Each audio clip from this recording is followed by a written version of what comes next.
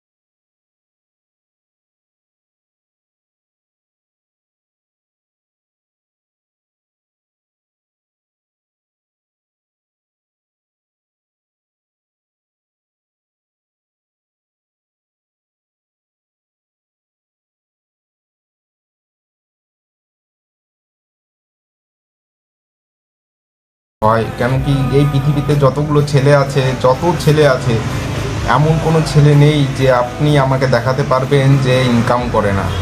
সব ছেলে ইনকাম করে। সো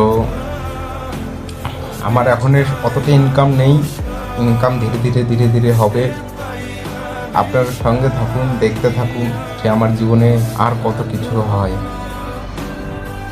সো গাইস, এই ভিডিওটা এই পর্যন্তই। নেক্সট পার্ট পরবর্তী ভিডিওতে খুব তাড়াতাড়ি আসতে চলেছে। Take care.